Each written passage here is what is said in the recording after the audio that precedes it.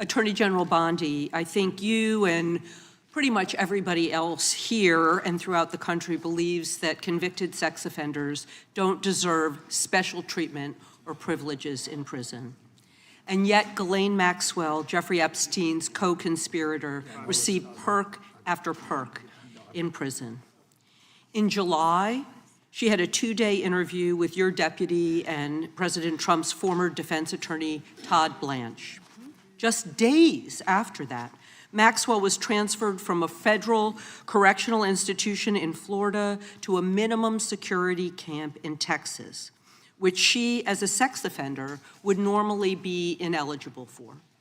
At this new facility, as the ranking member talked about, and by the way, it's nicknamed Club Fed, we've heard reports that she's been afforded special privileges: puppy time, private workouts, personal mail, secretarial services. Attorney General Bondi, does a convicted sex offender like Ghislaine Maxwell deserve special treatment and privileges in prison? Yes or no? Let me be crystal clear on this. No. And Thank you. let me keep going. No, let me keep going. Perfect. Well, I did not know she was being transferred. I asked you yes or no. She was not transferred to a lower Mr. Chairman, level. please stop the clock and remind the witness of the rules. One rule she needs to understand here. And I'm glad that we're agreeing. So when we're agreeing, we can move on to some other things. But I want you to know that every time she does get these perks, and it's been publicly reported, that the folks she's abused, the survivors who are sitting here, they see themselves as being denied justice. They feel re-traumatized. And I'm glad that we agree on that. But she should not be in that prison.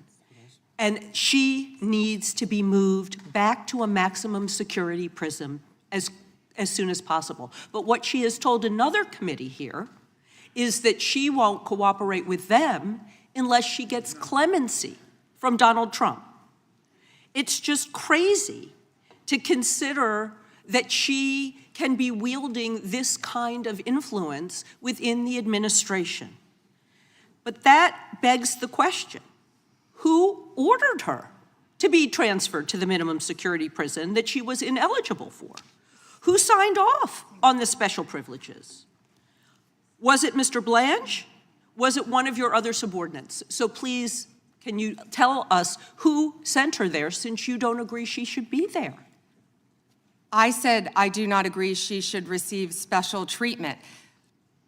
The Attorney General of the United States just lied to Congress. Not slipped, not misremembered, not misspoke.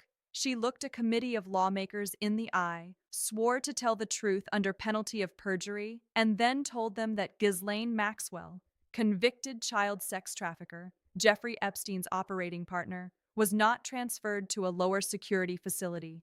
That is false. Verifiably, documentably, embarrassingly false. Tallahassee Federal Correctional Institution, locked cells, razor wire fencing, low security classification. Federal prison camp, Bryan, Texas, open dormitories, no perimeter fence, minimum security, a facility so relaxed it's been listed among the best jails in America to serve time. Sex offenders are categorically ineligible for it under Bureau of Prisons policy. Bondi said same level. She said it twice. Now here's what makes this worse. This transfer didn't happen in a vacuum. It happened within days of a secret 2-day interview that Trump's former personal defense lawyer, now Deputy AG Todd Blanche, conducted with Maxwell behind closed doors. No line prosecutors present, just the man who kept Trump out of prison, sitting alone with the woman who could put Trump associates in the crosshairs, and days later, Maxwell got the upgrade. The Epstein survivors sitting behind Bondi during this hearing already know what this looks like. They've said it publicly. Maxwell getting those perks feels like being denied justice all over again. This is what we're about to watch. An attorney general caught in a lie, trying to escape accountability the only way she knows how, by pivoting, deflecting. She was transferred, I learned after the fact, to the same level facility, and that is a question for the Bureau of Prisons. I was not involved in that at all. The same level facility, I don't know why, but you know, instead of talking about Ghislaine Maxwell, who hopefully will die in prison, you should be talking about Irina Zarutska. I have a couple who of died other on a questions. subway. Right, and I absolutely... You don't talk about that. I have been talking about it and actually helping with these issues. But we're going to move back to you. I bet we are. Yes, of course, because you're here to testify. That's what the whole point of this endeavor is. So of course we're moving back to you. It is all about you. So as we've heard, she took the fifth in response to every single question in that committee hearing. And her lawyer dangled the offer of clemency. Should Donald Trump pardon or commute her sentence? Should she be released from prison, yes or no? You said you hope she dies there, so I'm hoping the answer is no. I already answered that question. Good. I'm very glad. I really like this bipartisan agreement about when what it should agrees happen with with you. her. But you Yes. don't want to talk about Irina Zarutska. You don't want to talk about I talk about her murdered all by the a time, violent crime but offender I am not in here your to jurisdiction. testify before Congress. You are. That is your job today. You are That's what you're getting paid obsessed for. with attack. Time belongs- So time belongs to the I young lady. want you to know that your own DOJ employee, he's recently been demoted and had some other problems, advises on pardons. Do you think he will be advising Mr. Trump on any kind of clemency or pardon for Ghislaine Maxwell?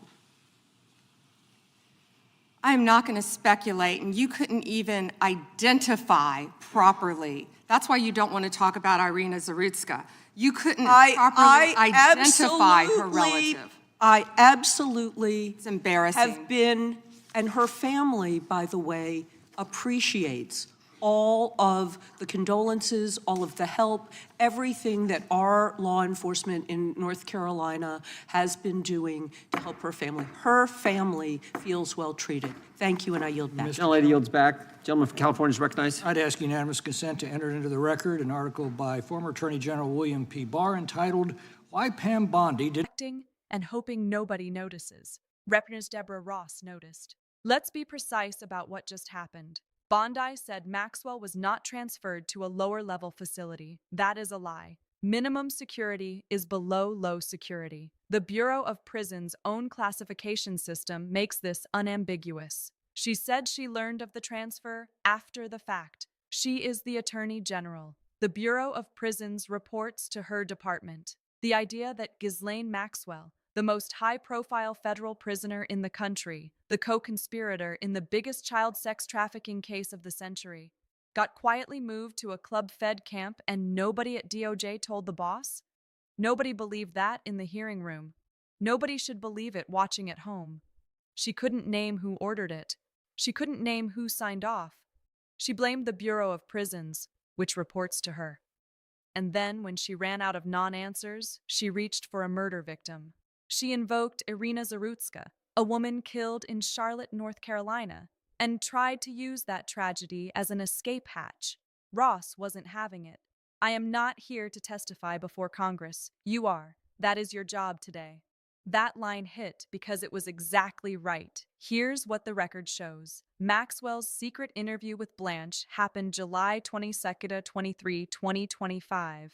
The transfer followed within days. Maxwell then said she would not cooperate with congressional investigators unless Trump granted her clemency. Trump has repeatedly refused to rule out doing exactly that. Congressional Democrats have sent formal letters. Subpoenas have been issued. The deadline for Bondi's response came and went. This wasn't an oversight hearing. This was a cover-up being performed in public, in real time, with survivors watching from the seats directly behind the witness.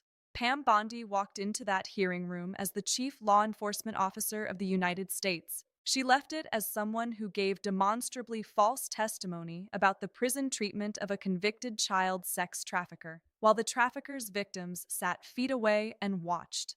That image doesn't go away. The survivor community has already spoken.